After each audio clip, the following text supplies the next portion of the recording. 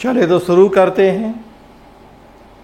भारतीय प्रशासन का विकास, evolution of Indian administration.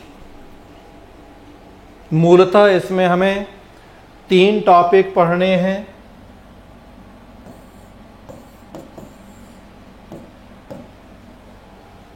Maurya काल,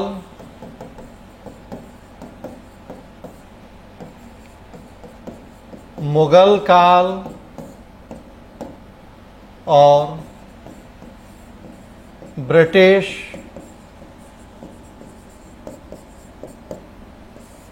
शासन काल में भारतीय प्रशासन कैसा था, क्या स्वरूप था उसका, क्या नेचर था उसका, और कैसे फिर हम स्वतंत्रता के बाद जो अब प्रशासन देख रहे हैं वहाँ तक पहुँचे। तो कैसे कैसे ये हमारे जो इंडियन एडमिनिस्ट्रेशन है आज का, उसका विकास हुआ। तो मेनली ये 3 टाइम पीरियड जिसमें हम देखते हैं इंडियन एडमिनिस्ट्रेशन और कंपेयर करते हैं उसे वर्तमान समय की जो प्रशासनिक व्यवस्था है उससे। मौर्य, मुगल और ब्रिटिश, एक एक करके हम बात करेंगे तीनों की। इसमें भी मुगल एग्ज़ाम के लिहाज से कम महत्वपूर्ण है। ज़्यादातर प्रश्न मौर्य और ब्रिटिश से पूछे जाते हैं। एकाध प्रश्न कभी कभी मुगल से पूछ लिया जाए, अदरवाइज मेनली मौर्य काल, उसमें कौटिल्य का कंट्रीब्यूशन, और फिर ब्रिटिश शासन। ब्रिटिश शासन में भी जो महत्वपूर्ण मुद्दा होता है कि अंग्रेजों की देन या उनका कंट्रीब्यूशन क्या है हमारे लिए प्रशासनिक, पॉलिटिकल और एडमिनिस्ट्रेशन के नज़रिए से। हम बहुत बुराइयां करते हैं अंग्रेजों की, शोषण किया या और जो यहाँ, लेकिन हम उनके कंट्रीब्यूशन की बात करेंगे पॉलिटिक्स और एडमिनिस्ट्रेशन के नज़रिए से। ये काफ़ी महत्वपूर्ण मुद्दा होता है यहाँ हमारे लिए। तो एक एक करके हम देखेंगे। मौर्य काल में क्या था प्रशासन, फिर मुगल काल और फिर ब्रिटिश।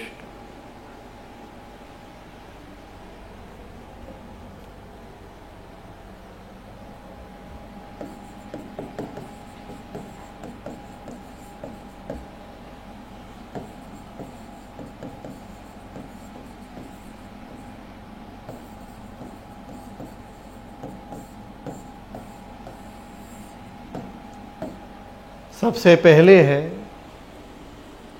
मौर्यकालीन प्रशासनिक व्यवस्था।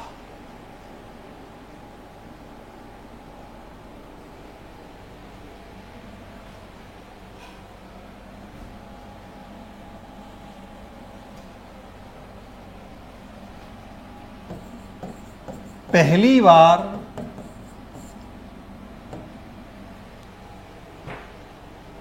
आप देखेंगे कि मौर्य काल में हमारे देश में एक एकीकृत और केंद्रीकृत शासन व्यवस्था की स्थापना हुई थी। सिंधु घाटी सभ्यता या हड़प्पा सभ्यता से हम शुरुआत मानते हैं अपनी सभ्यता की। उसके बाद ऋग्वैदिक काल, उत्तर वैदिक काल, और फिर महाजनपद काल या जिसे 6ठी सदी ईसा पूर्व का समय कहा जाता है। तो महाजनपद काल, 16 महाजनपद, मतलब अलग अलग क्षेत्र में अलग अलग महाजनपद थे, 16 बड़े, कुछ छोटे छोटे, और वो अपने अपने एरिया में शासन का संचालन करते थे। उनके मुखिया, सामंत, सम्राट, जहाँ जो नाम थे उनके। पहली बार मौर्य काल में ऐसा हुआ था कि देश के एक विशाल भूभाग पर एक केंद्रीकृत और एकीकृत शासन व्यवस्था की स्थापना हुई थी। इसीलिए हम सबसे पहले उसी की बात कर रहे हैं। कि एक सेंट्रलाइज सिस्टम आया था तो हम कुछ बात कर सकते हैं जो देश के एक बड़े हिस्से को कवर करता था। लगभग 324 ईसा पूर्व स्थापना हुई थी मौर्य साम्राज्य की।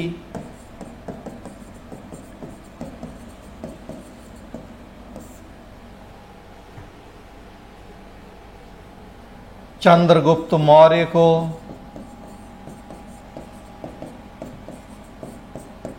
संस्थापक माना जाता है मौर्यकालीन शासन का।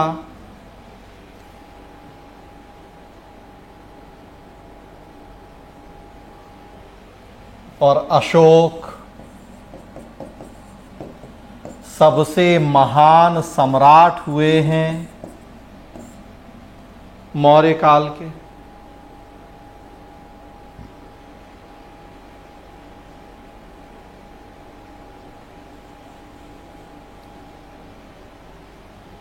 चंद्रगुप्त मौर्य के जो सलाहकार और प्रधानमंत्री थे कौटिल्य, उनकी बड़ी महत्वपूर्ण भूमिका रही है मौर्यकालीन शासन व्यवस्था की स्थापना और उसे सुदृढ़ स्वरूप प्रदान करने में। बेसिकली हमें कौटिल्य की ही बात करनी है कि उनके नज़रिए से क्या प्रशासन था मौर्य काल में और क्या उस समय का प्रशासन आज के समय में उपयोगी है या नहीं है। मौर्यकालीन प्रशासन के बारे में जानकारी के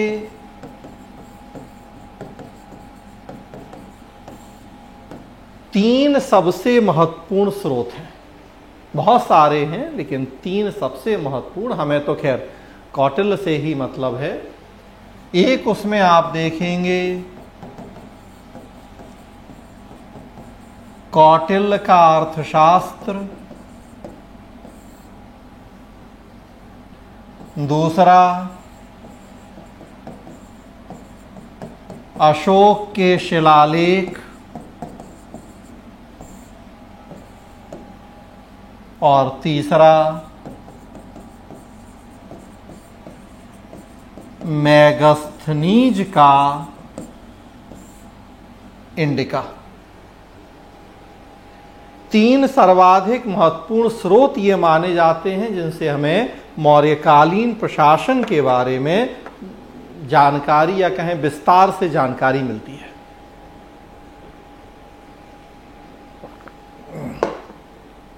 कौटिल्य हम बात कर रहे हैं, चंद्रगुप्त मौर्य के प्रधानमंत्री थे, सलाहकार थे। कौटिल्य का असली नाम था विष्णुगुप्त।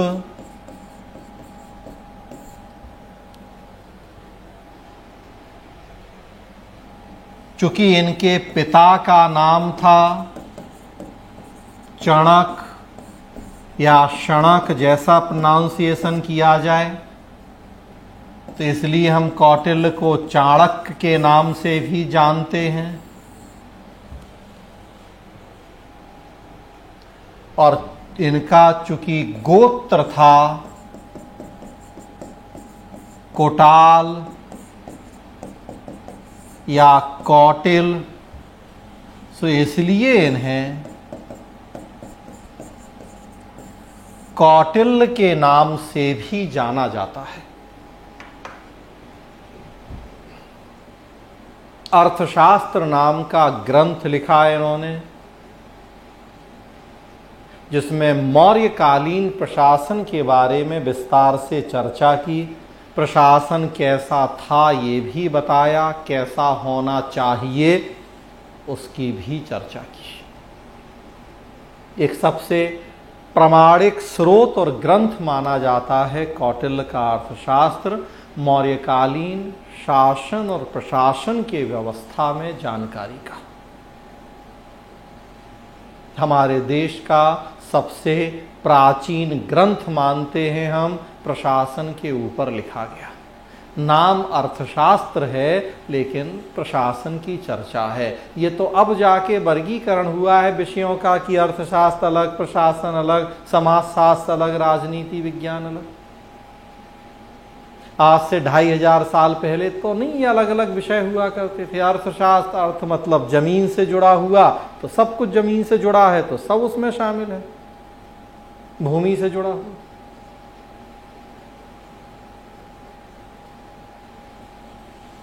तो प्रशासन के ऊपर लिखा गया एक महत्वपूर्ण ग्रंथ है, वहां से हमें जानकारी मिलती है। हम उसी को ध्यान में रखते हुए बात करते हैं मौर्यकालीन प्रशासन। दूसरा, जो सबसे महान शासक हुए अशोक, उन्होंने बड़ी बड़ी शिलाओं पे कुछ लेख लिखवाए। आज तक देखिए कई वो शिलालेख हमारे सामने मौजूद हैं। उनसे भी हमें तत्कालीन शासन व्यवस्था के बारे में, शासन के उद्देश्यों के बारे में पता लगता है। उसके अलावा विदेशी यात्री आते रहते थे घूमने फिरने के उद्देश्य से, या और दूसरे उद्देश्य हुआ करते थे, शिक्षा प्राप्त करना या। तो उन्हीं में एक विदेशी यात्री मेगास्थनीज आया था उन दिनों भारत। उसने यात्रा की यात्रा वृतांत के रूप में इंडिका नाम का ग्रंथ लिखा। उससे भी हमें कुछ जानकारी मिल जाती है मौर्यकालीन प्रशासन के बारे में। उसके अलावा जैन साहित्य, बौद्ध साहित्य और भी कई महत्वपूर्ण स्रोत हैं। मेनली हमें कौटिल्य के अर्थशास्त्र के अनुसार बात करनी है मौर्यकालीन प्रशासन की।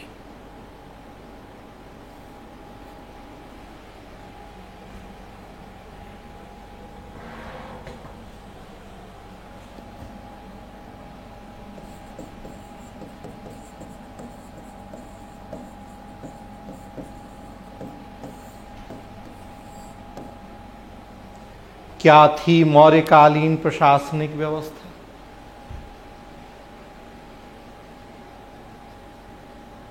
आप देखेंगे 5 स्तरों पे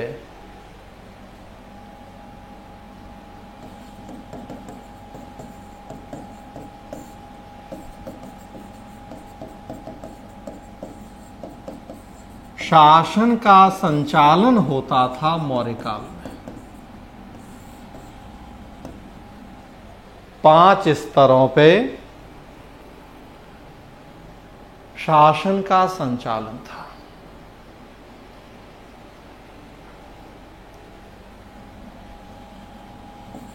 केंद्रीय प्रशासन, फिर उसके नीचे प्रांतीय प्रशासन,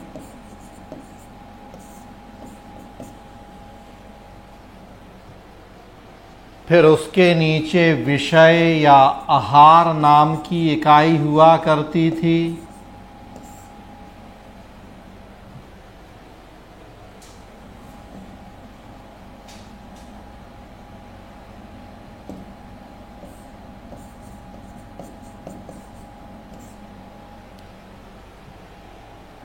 फिर उसके नीचे 5, 10 गांव का समूह हुआ करता था। कोई पर्टिकुलर नाम नहीं मिलता है। और सबसे नीचे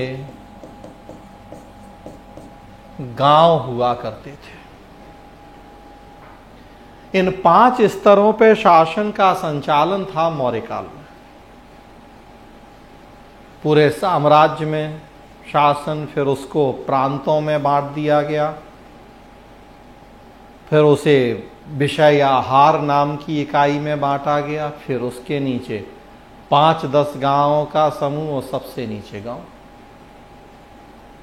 हम साथ ही साथ आज से कंपेयर करते चलेंगे कि तब क्या था, अब क्या है। मेनली मतलब भी हमें इसी बात से कि जो तब प्रशासनिक व्यवस्था थी, आज उसकी उपयोगिता है या नहीं है, कितनी है।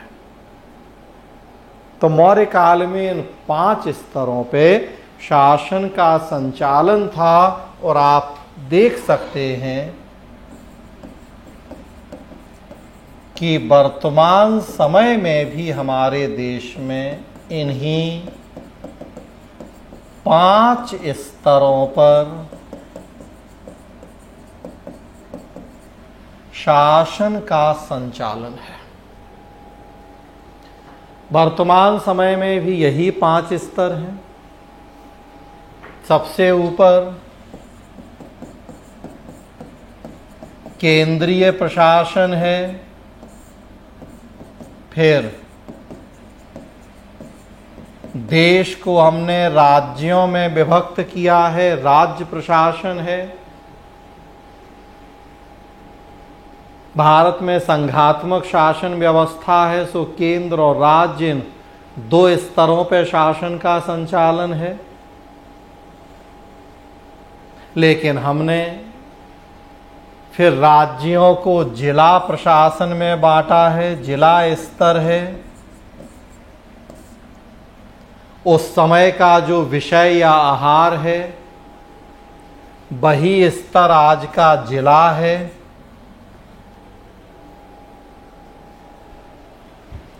नाम चेंज हुए हैं। जो ये आज के नाम आप देख रहे हैं, ये नाम ज़्यादातर अंग्रेजों के दिए हुए नाम हैं, वो अब चल रहे हैं। हाँ, प्रशासनिक इकाइयाँ लगभग वही हैं जो मौर्य काल में थी। तब विषय आहार नाम था, अंग्रेजों ने जिला नाम रखा था, आज तक अब फिर वही नाम है जिला। तो राज्य को हमने जिले में बांटा है। जिले के नीचे तहसील है या जनपद है। जिस राज्य में जो नाम है ब्लॉक, उस समय जो 5-10 गांवों का समूह था, आज जो तहसील या ब्लॉक है, तालुका है। और सबसे नीचे तब भी गांव हुआ करते थे और आज भी आप देखेंगे सबसे नीचे गांव है।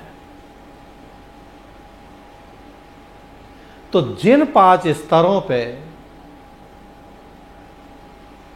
मौर्य काल में शासन का संचालन था, आज भी उन्हीं 5 स्तरों पर शासन का संचालन होता है। तो आप देखिए यहां मौर्य काल या कौटिल्य की उपयोगिता और प्रासंगिकता की 2500 साल हो गए हैं। 324 ईसा पूर्व और आज 2021, लगभग 2500 साल। लेकिन हम देखते हैं कि मूल प्रशासनिक व्यवस्था आज भी वही चली आ रही है जो मौर्य काल में स्थापित हुई थी। और उसकी स्थापना में कौटिल्य की भूमिका बहुत महत्वपूर्ण थी। कितने दूरदृष्टि वाले या भविष्य को समझने वाले थे कौटिल्य की उनका सिस्टम प्रशासन का आज तक लगभग उसी रूप में थोड़े बहुत चेंज के साथ चल रहा है। कुछ चेंज नहीं होंगे तो ये हमारे लिए डूब मरने की बात होगी कि 2500 साल बाद भी हम कुछ नया नहीं कर पाए।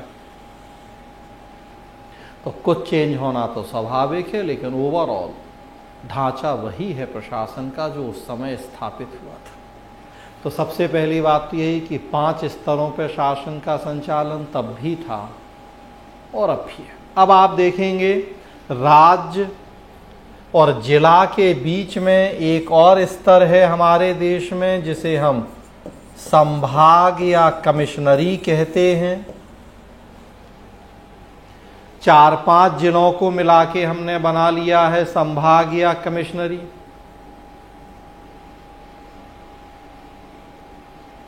तो राज्य में आप देखिए 5-6 संभाग हैं, फिर जिले हैं, तो वो भी एक है प्रशासनिक इकाई, संभाग या कमिश्नरी। लेकिन बहुत महत्वपूर्ण प्रशासनिक इकाई हो वो संभाग, ऐसा नहीं है। बस जो जिले का कलेक्टर होता है, एक IAS अधिकारी, उसको हम प्रमोट करके कमिश्नर बना देते हैं। संभाग का संभाग आयुक्त जो 5-6 जिलों का समूह होता है, और फिर राज्य। तो 5 की जगह 6 कह दें, मुख्यतः 5 स्तर ही। और उसमें भी जिला, तहसील और गांव, इन 3 को हम सम्मिलित रूप से स्थानीय शासन कहते हैं। तो इसलिए अब वर्तमान में हम कहते हैं कि भारतीय संविधान त्रिस्तरीय शासन व्यवस्था की स्थापना करता है। वैसे 5 हैं, लेकिन जिला, तहसील और गांव, इन तीनों स्तरों को संयुक्त रूप से हम स्थानीय प्रशासन की संज्ञा देते हैं। तो फिर इसलिए भारतीय संविधान और शासन व्यवस्था की एक महत्वपूर्ण विशेषता कहलाती है त्रिस्तरीय शासन व्यवस्था की स्थापना। केंद्र, राज्य और स्थानीय शासन। स्थानीय में जिला, तहसील और गांव।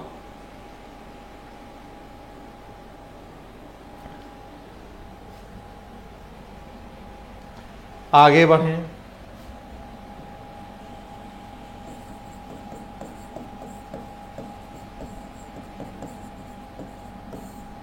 केंद्रीय प्रशासन की स्थिति क्या थी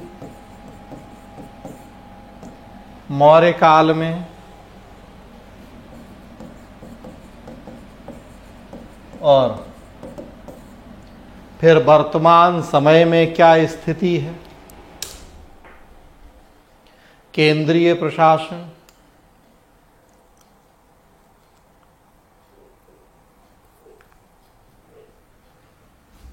तो आप देखेंगे राजतंत्रात्मक शासन व्यवस्था का प्रचलन था।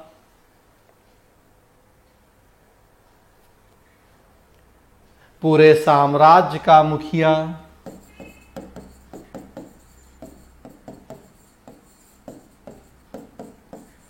राजा या सम्राट हुआ करता था, और उसका पद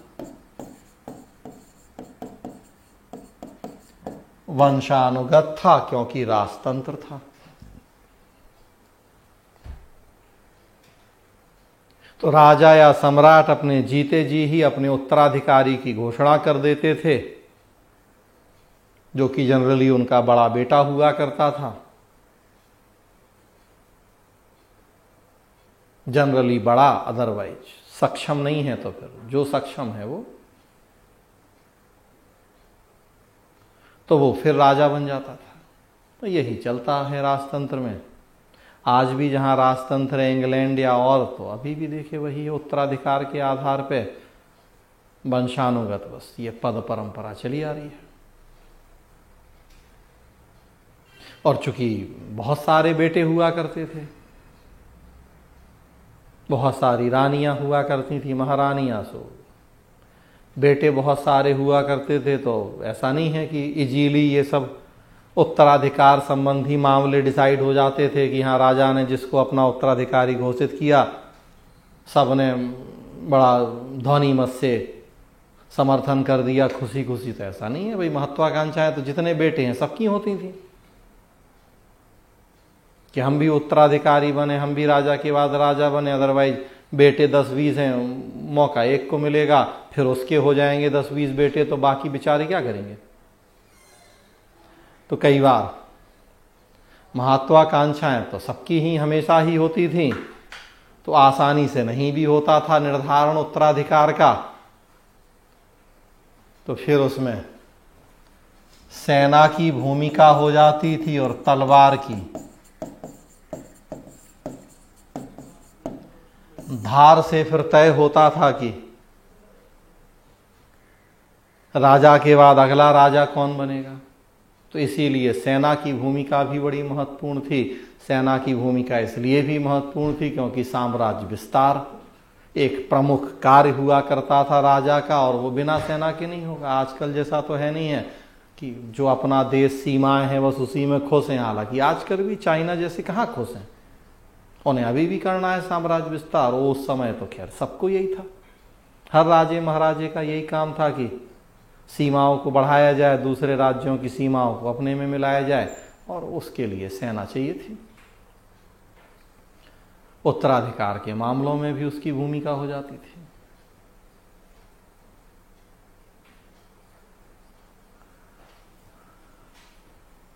आजकल की अगर हम बात करें तो आजकल राजतंत्रात्मक की जगह गणतंत्रात्मक शासन व्यवस्था का प्रचलन है। तो अब राजतंत्र नहीं है, गणतंत्र है। हम समानताएं भी देखेंगे और असमानताएं भी देखेंगे कि तब में और अब में समानताएं क्या रही हैं, और साथ ही साथ ये भी कि असमानताएं क्या रही हैं। अब गणतंत्रात्मक शासन व्यवस्था है, रिपब्लिकन सिस्टम है। पूरे देश का जो मुखिया है राष्ट्रपति को बनाया गया है।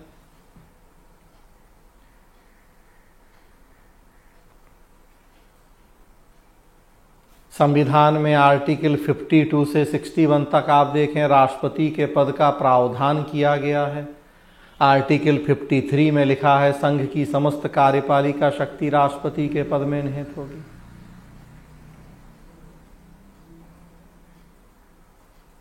तब राजा या सम्राट था, अब राष्ट्रपति है।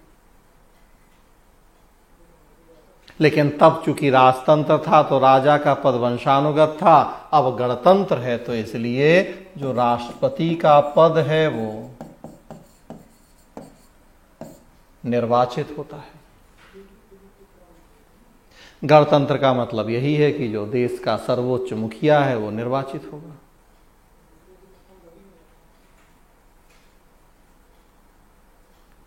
सेना की भूमिका तब भी महत्वपूर्ण थी, अब भी महत्वपूर्ण है। अब साम्राज्य विस्तार नहीं है, लेकिन अपनी देश की सीमाओं की रक्षा तो अभी भी हमें करनी है। और हमारे यहाँ तो और, जबकि पाकिस्तान और चाइना जैसे दुश्मन बैठे हों, और अब बाकी भी हो रहे हैं एक एक करके दुश्मन ही, वो नेपाल हो, वो बांग्लादेश हो, वो श्रीलंका हो। अफगानिस्तान की भी बहुत अच्छी स्थिति नहीं है।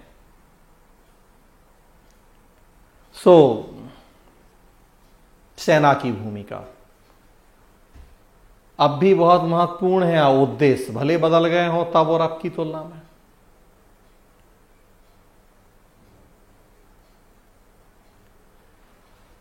तब आप देखेंगे जो राजा या सम्राट हुआ करता था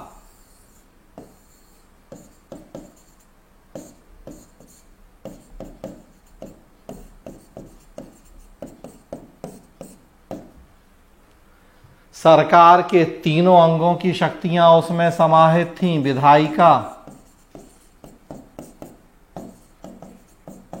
कार्यपालिका और न्यायपालिका। राजतंत्र में सरकार के तीन अलग अलग अंग स्पष्ट तौर पर पृथक रहे हों ऐसा नहीं हुआ है। ये तो जब लोकतांत्रिक शासन व्यवस्थाओं का जन्म हुआ तब ऐसा महसूस किया गया कि तीन जो प्रमुख कार्य होते हैं किसी सरकार के, उन्हें करने के लिए तीन अलग अलग अंगों की स्थापना होनी चाहिए। तब वास्तव में ये विधायिका, कार्यपालिका, न्यायपालिका, तीन अलग अंग और उनका शक्तियों का पृथक्करण का कॉन्सेप्ट आया। राजतंत्र में तो राजा ही सब कुछ था, सारे काम उसी को करने थे, मतलब अंतिम तौर पर उसी को करने थे, बाकी तो नीचे वाले ही करेंगे। सर्वोच्च नीति निर्माता राजा है, उसके मुंह से निकली हर बात कानून है, संविधान है। जो उसने कह दिया वही अंतिम है। अपने साम्राज्य का सर्वोच्च कार्यपालक अगेन राजा या सम्राट ही है। उन नीतियों कानूनों के क्रियान्वयन की अंतिम रूप से जिम्मेदारी उसी की है, उसी को करना है। और उसी तरह से अंतिम न्यायाधीश भी राजा है, फिर उसके मुंह से निकली बात ही बस जो उसने कह दिया सर्वोच्च न्यायाधीश भी राजा ही हुआ करता था। तो सरकार के तीनों अंगों की शक्तियों का एकीकरण राजा या सम्राट के पद में कर दिया गया था। आज यद्यपि गणतंत्र है, साथ में लोकतंत्र भी है, लेकिन उसके बावजूद आप देखेंगे वर्तमान समय में हमने राष्ट्रपति के पद में भी सरकार के तीनों अंगों की शक्तियों को समाहित किया है। आर्टिकल 53 देखें, जिसमें लिखा है कि संघ की समस्त कार्यपालिका शक्ति राष्ट्रपति के पद में निहित होगी। तो मुख्यतः तो राष्ट्रपति देश का सर्वोच्च कार्यपालक है, लेकिन उसके साथ साथ आर्टिकल 79 आप देखिए तो हमने राष्ट्रपति को संसद का अभिन्न अंग बनाया है और बहुत सारी विधायी शक्तियां राष्ट्रपति को सौंपी हैं। और आर्टिकल 72 देखें, आगे आप 143 वगैरह देखें तो राष्ट्रपति को बहुत सारी न्यायिक शक्तियां भी दी गई हैं। सबसे महत्वपूर्ण तो आर्टिकल 72, जिसमें क्षमादान की शक्तियां राष्ट्रपति के पास हैं। मृत्यु दंड को तक क्षमा करने की शक्ति हमने राष्ट्रपति को दे रखी है।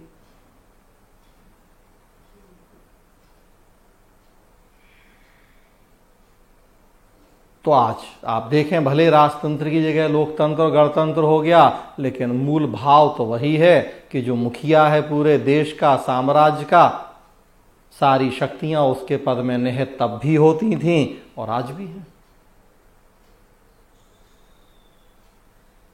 समानताएं भी देख रहे हैं आप यहां तब के और अब के सिस्टम में, और अंतर भी देख रहे हैं।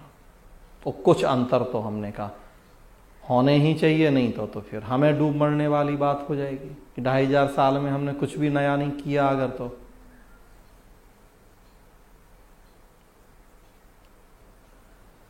तो ये तो राजा या सम्राट की स्थिति थी केंद्रीय प्रशासन में, और उसके समकक्ष आज हमारे देश में राष्ट्रपति है।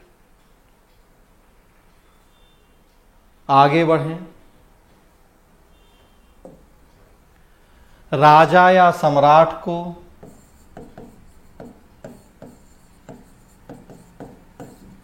उसके कार्यों में मदद और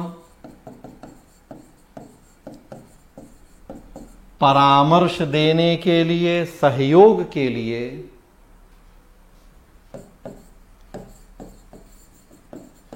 मंत्री परिषद हुआ करती थी, जिसका मुखिया प्रधानमंत्री था।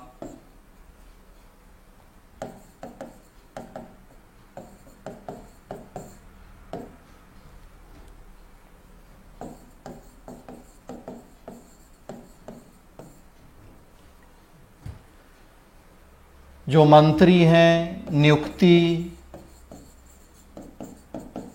राजा या सम्राट के द्वारा होती थी।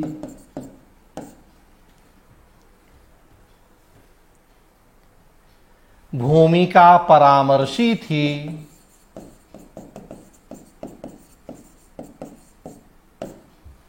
परामर्श देते थे राजा को, मानना नहीं मानना राजा की मर्जी के ऊपर निर्भर होता था।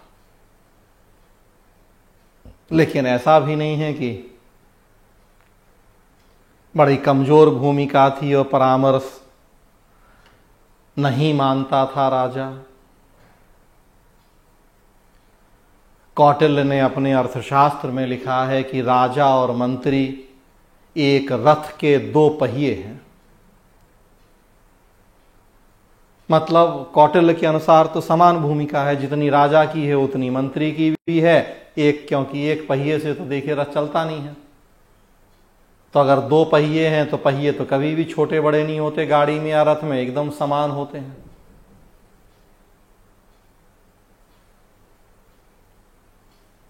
तो राजा के बराबर मंत्री, चलो बराबर ना भी माने, लेकिन हम ऐसा नहीं कह सकते कि बहुत ताकतवर नहीं थे मंत्री, तो बहुत कमजोर भी नहीं थे मंत्री।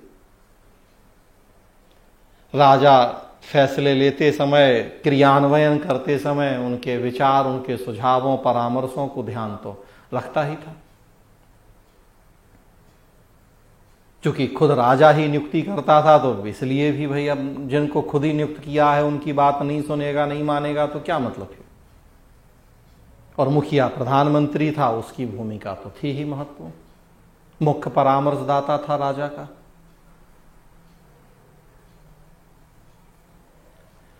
वर्तमान समय में भी आप देखिए तो हमने संसदीय लोकतांत्रिक शासन व्यवस्था की स्थापना की है अपने देश में। परिणाम स्वरूप राष्ट्रपति को उसके कार्यों में मदद और परामर्श देने के लिए संविधान के अनुच्छेद 74 के तहत मंत्री परिषद की व्यवस्था की गई है, जिसका प्रधान प्रधानमंत्री होता है। बिल्कुल वही सिस्टम आज भी है। संसदीय लोकतंत्र में दो प्रधान या मुखिया होते हैं, एक राज्य का प्रधान जो कि नाम मात्र का होता है, दूसरा शासन या सरकार का प्रधान जो कि वास्तविक होता है। हमने किया है वैसा, राष्ट्रपति को बहुत सारी शक्तियां दी हैं, देश का सर्वोच्च कार्यपालक मुखिया बनाया है, लेकिन आर्टिकल 74 में व्यवस्था कर दी है कि राष्ट्रपति अपनी इन शक्तियों का प्रयोग एक मंत्री परिषद की सलाह से करेंगे, जिसका प्रधान प्रधानमंत्री होगा। अभी भी आप देखेंगे मंत्रियों की नियुक्ति राष्ट्रपति के द्वारा की जाती है।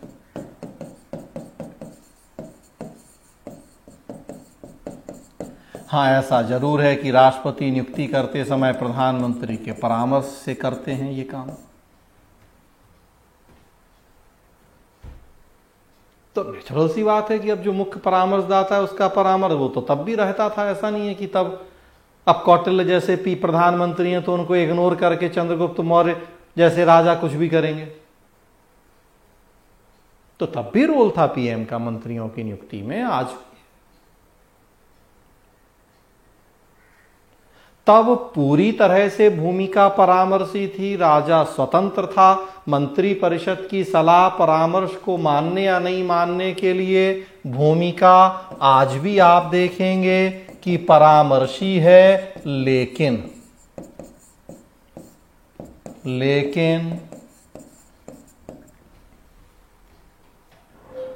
अब हमने संविधान में 42वें और 44वें संविधान संशोधनों के बाद राष्ट्रपति को बाध्य भी कर दिया है मंत्री परिषद की सलाह मानने के लिए। 42वें संविधान संशोधन ने तो स्पष्ट तौर पर लिख दिया था कि राष्ट्रपति मंत्री परिषद की सलाह को मानने के लिए बाध्य होंगे। 44वें संविधान संशोधन ने इतना छूट उसमें दी कि राष्ट्रपति चाहें तो मंत्री परिषद की सलाह को एक बार पुनर्विचार के लिए वापस लौटा सकते हैं, लेकिन यदि वही सलाह दोबारा आएगी तो फिर राष्ट्रपति मानने के लिए बाध्य होंगे। फाइनली निष्कर्ष यही है कि राष्ट्रपति मंत्री परिषद की सलाह से बंधे हुए हैं। तो इतना चेंज हो गया है कि तब पूरी तरह से भूमिका परामर्शी थी, अब बस राष्ट्रपति के पास इतनी गुंजाइश है कि चाहें तो एक बार सलाह को पुनर्विचार के लिए वापस लौटा दें, अन्यथा जब दोबारा आएगी सलाह तो राष्ट्रपति को मानना है। तो अगेन आप समानता भी देख रहे हैं और असमानता भी देख रहे हैं।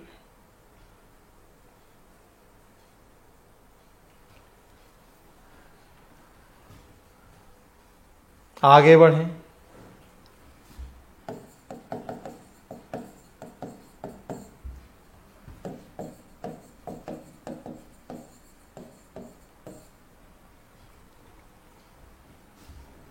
चार पांच प्रमुख मंत्रियों को मिलाकर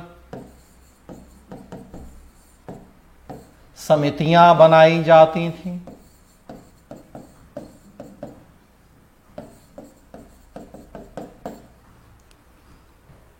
ये समितियां ज्यादा महत्वपूर्ण मामलों में राजा को परामर्श दिया करती थी।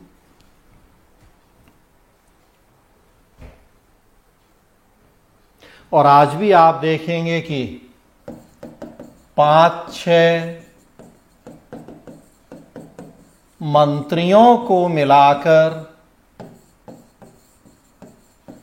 मंत्रिमंडल समितियों की स्थापना का प्रावधान है। रक्षा मामलों की मंत्रिमंडल समिति, गृह मामलों की मंत्रिमंडल समिति, आर्थिक मामले, राजनीतिक मामले, अलग अलग मामलों के लिए आज भी हम मंत्रिमंडल समितियां बनाते हैं। बिल्कुल वही कॉन्सेप्ट है। तब 4-5 मंत्री, अब भी लगभग उतनी 5-6 होते हैं अब एक समिति में, अलग अलग मामलों में सलाह देते हैं। बड़ी महत्वपूर्ण भूमिका तब भी थी, अब भी है इन मंत्रिमंडल समितियों की। आजकल आप देखें तो ग्रुप ऑफ मिनिस्टर्स या मंत्रियों के समूह का भी गठन किया जाता है। GOM, अभी आप देखिए तो GST काउंसिल की मीटिंग हुई। कोविड से निपटने के जो भी दवाइयाँ हैं, उपकरण हैं, उन्हें GST से मुक्त किया जाए, नहीं किया जाए, कितना GST, तो उसी के अध्ययन के लिए कुछ देखिए अभी GOM बनाए गए हैं। तो मंत्रियों के समूह भी होते हैं, मंत्रिमंडल समितियां तो खैर होती ही हैं। तब भी था, अब भी है। और देखेंगे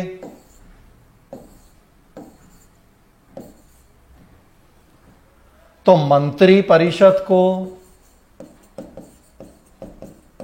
उसके कार्यों में सहायता के लिए एक सचिव हुआ करता था।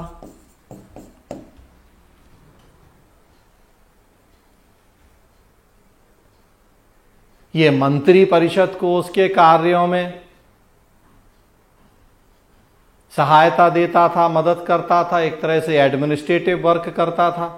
मंत्री परिषद पॉलिटिकल एग्जीक्यूटिव हो गई, राजनीतिक कार्यपालिका, और जो ये सचिव था ये एडमिनिस्ट्रेटिव एग्जीक्यूटिव हो गया, प्रशासनिक कार्यपालक।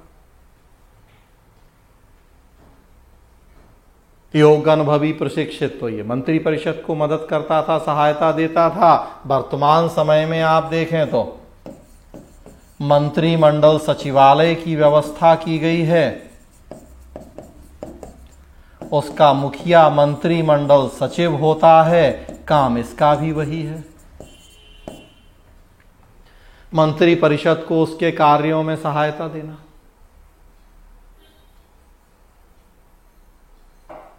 तो मतलब बिल्कुल वही प्रशासनिक ढांचा तो चला आ रहा है जो मौर्य काल में था। वो राजा या सम्राट हो, वो मंत्री परिषद प्रधानमंत्री हो, वो समितियां हो, वो सचिव हो, तो सब कुछ आज भी है। कुछ नाम चेंज हो गए, कुछ नेचर थोड़ा बहुत अंतर हुआ तो जरूरी है। तो ये स्थिति थी केंद्रीय प्रशासन की मौर्य काल में, और वर्तमान समय में आप देख रहे हैं वो स्थिति।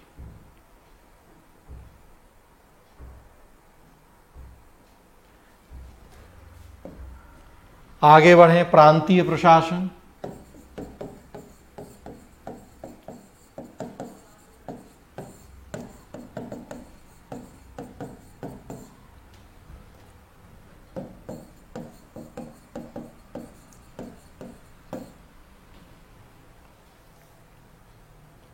प्रांतीय प्रशासन, साम्राज्य का विभाजन प्रांतों में किया गया था।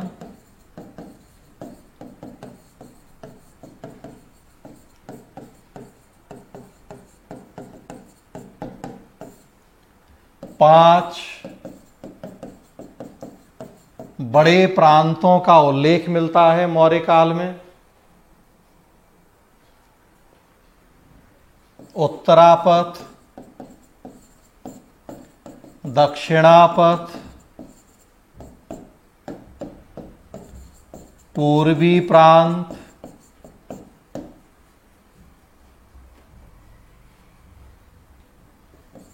अवंती,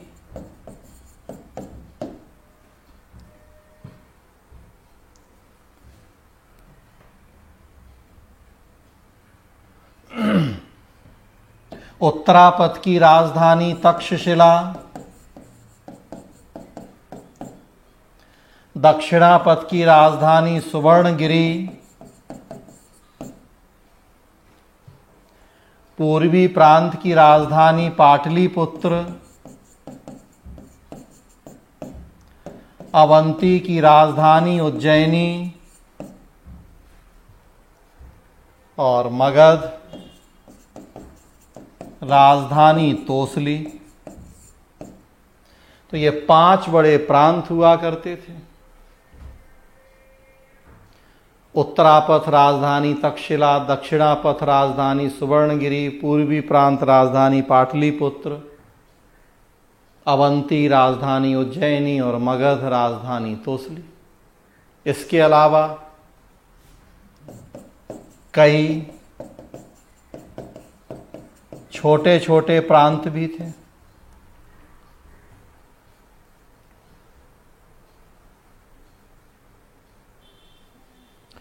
प्रांतों के जो मुखिया होते थे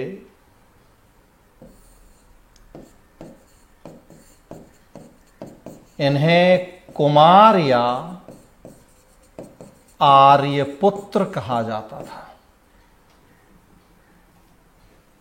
जनरली युवराजों को बना दिया जाता था कुमार या आर्यपुत्र, चूंकि बहुत सारे युवराज हैं तो एक एक प्रांत में भेज देते थे। कई पर्पस एक साथ सॉल्व हो जाते थे। सबसे पहला तो ट्रेनिंग हो जाती थी कि कल के दिन उत्तराधिकारी कौन बनेगा, तो तैयार रहें। दूसरा कि इंगेज हो जाते थे। खाली दिमाग शैतान का घर, तो दिन भर केंद्र में बैठे रहते तो 3-5 करते, यहां एक एक प्रांत दे के भेज दिया तो अपना वहां लगे रहें, काम करें, आपस के षड्यंत्र इन सब चीजों से दूर रहें। सम्राट को भी पता लग जाएगा क्षमताओं का कि यहां कौन उत्तराधिकारी बनने लायक है कि नहीं है। कई पर्पज एक साथ सॉल्व होते थे, एक तीर से कई निशाने। जो छोटे छोटे प्रांत हैं, दूर दराज की एरिया है, वहां लोकल लीडर्स को, नेताओं को ही बना दिया वहां का कुमार या आर्यपुत्र। संधि समझौते कर लिए, कुछ सत्ता उनको दे दी, थोड़ा ऑटोनॉमी दे दी, कुछ अपना कंट्रोल किए रहे, कामकाज चलता रहे। तो प्रांतीय प्रशासन था। कुमार या आर्यपुत्र की मदद के लिए प्रांतीय मंत्री परिषद थी।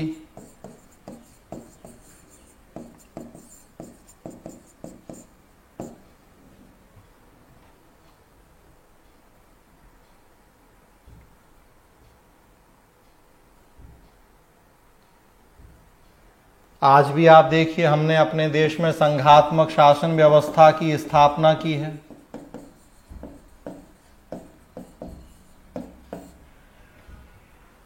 सो हमने देश को राज्यों में बांटा है, साथ में कुछ केंद्र शासित प्रदेश भी हैं।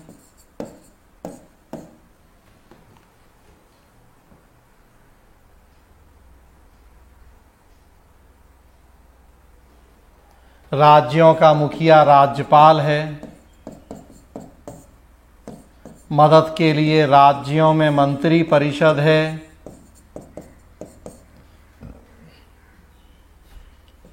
जिसका मुखिया मुख्यमंत्री है।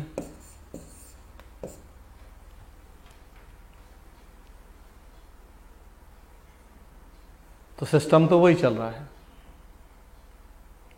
तब 5 बड़े प्रांत थे, छोटे छोटे थे। आज 28 राज्य हैं, बड़े हैं, छोटे हैं, उसके साथ केंद्र शासित प्रदेश हैं, राज्यपाल हैं, मुख्यमंत्री हैं, मंत्री परिषदें हैं।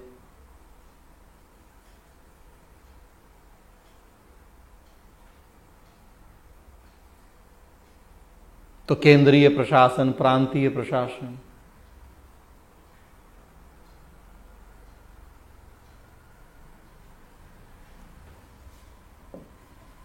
नौकरशाही की भूमिका भी महत्वपूर्ण थी।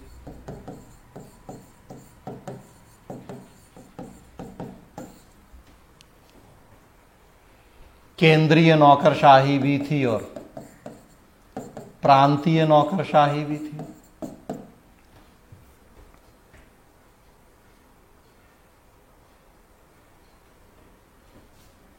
तीर्थ, अध्यक्ष, इस तरह के नाम होते थे जो विभागों के मुखिया हुआ करते थे।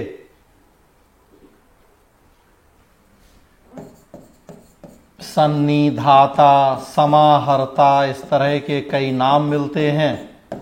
अलग अलग विभागों के मुखिया जो अलग अलग काम करते थे। कोई टैक्स कलेक्ट कर रहा है, कोई लॉ एंड ऑर्डर मेंटेन कर रहा है, मतलब कोई वित्त मंत्रालय देख रहा है, कोई गृह विभाग देख रहा है, तो अलग अलग विभाग मुखिया। तीर्थ कहलाता था, अध्यक्ष कहलाता था, कोई पर्टिकुलर नाम था तो सन्निधाता, समाहर्ता, इस तरह के नाम। केंद्र में भी, राज्य में या प्रांत में भी,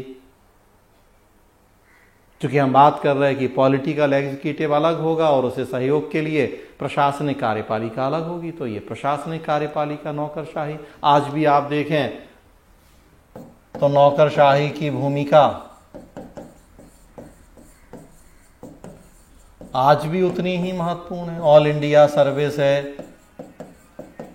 सेंट्रल सर्विस है, स्टेट सर्विस है, अखिल भारतीय सेवाएं, केंद्रीय सेवाएं, राज्य सेवाएं, पूरी सचिवालय व्यवस्था है।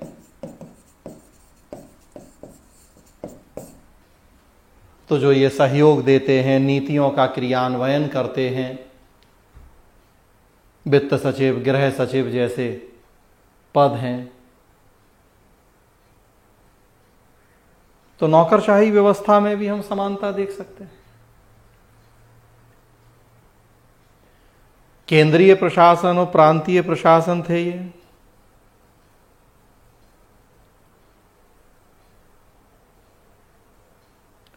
रोक रहे हैं आज यहीं, कल आगे बढ़ाएंगे। जो और 3 स्तर थे वो, उसके अलावा कुछ और सिद्धांत जिन पर आधारित थी मौर्यकालीन व्यवस्था, लोक कल्याण, सप्तांग विचारधारा, मंडल सिद्धांत, तो उनकी बात करेंगे कल। यही चलेगा मौर्यकालीन प्रशासन और उसकी वर्तमान समय में उपयोगिता या प्रासंगिकता। आगे बढ़ाएंगे कल, आज यहीं तक। कोई कुछ पूछना चाहता है तो पूछ सकता है। वर्तमान समय में संभाग और कमिश्नरी के विषय में थोड़ा सा बता दीजिए। मैंने बताया 4-5 जिलों को मिला के संभाग बनाए जाते हैं। आप देख लीजिए किस स्टेट की हैं आप, उसमें संभाग हैं। एमपी, यूपी, बिहार, हर जगह मंडल या संभाग कमिश्नरी बोलते हैं। कमिश्नर मुखिया होता है, आईएएस अधिकारी ही कलेक्टर बनता है, फिर प्रमोट होकर कमिश्नर बनता है।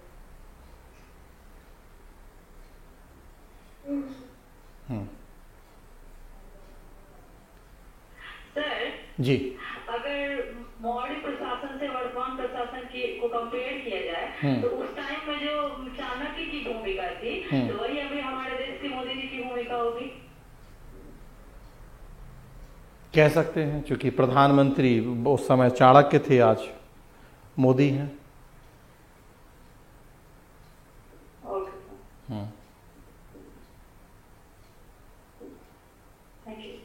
जी, और कुछ? चले तो आज यहीं रोक रहे हैं, कल आगे बढ़ाएंगे। मौर्यकालीन प्रशासन की जो और बातें हैं उनकी चर्चा करेंगे। आप लोग जा सकते हैं। जो आपको दिया जा रहा है रिकॉर्डिंग, वो कल भी बताया था, मैं फिर बता दूं कि ये 24 घंटे के लिए वैलिड है, ताकि जो लोग अभी इस समय क्लास नहीं कर पा रहे हैं तो टाइमली वो देख लें। तो यूट्यूब की जो लिंक भेजी जाती है वो 24 घंटे बाद हटा दी जाएगी, उसके बाद फिर आप नहीं देख पाएंगे। तो इसलिए टाइमली देखें, ऐसा नहीं कि इकट्ठा कर लें, एक ही दिन देख लेंगे, वो नहीं। तो रोज का रोज काम करें। बस इस समय नहीं कर पा रहे तो जो 6:30 वाला समय था उस समय करें। चलिए।